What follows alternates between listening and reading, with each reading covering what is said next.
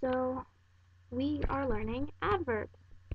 And adverbs modify verbs, adjectives, and other adverbs. In essence, they are modifiers. That is what they do. And they answer the questions such as where, when, how, and to what extent. And they're pretty simple to identify and form because most of them have an ly at the end. And to form them, you could take an adjective and usually put ly at the end.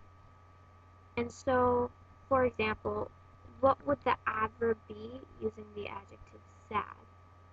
It would be sadly. And this isn't always the case with the ly. Sometimes adverbs just don't have that. And some examples are they went there, the adverb would be there, and arrived late. And it would be late because they modified when they arrived. They modified where they went. And an intensifier is also a modifier that has little meaning except to intensify the meaning it modifies. And that's pretty confusing.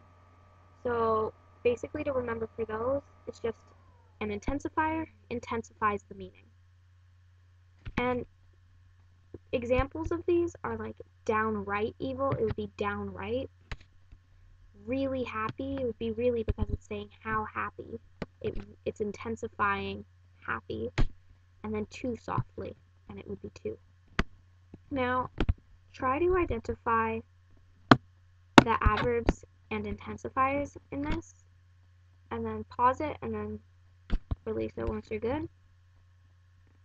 Okay, so really is an intensifier, quickly is an adverb, and never is an adverb. And probably the hardest one in this was never, and because that's confusing whether it's an adjective or an adverb. And the reason why it is an adverb is because it's modifying aloud. It's basically saying when it was allowed. It was never allowed. And then really could have been tricky too. And that's an intensifier, although it has an ly, because it's not saying how the verb was done. It was intensifying an adverb. So it's a bit tricky once you get into it, but you can usually use deduction to just figure it out. So if you have any trouble, just go back, rewind, all that stuff.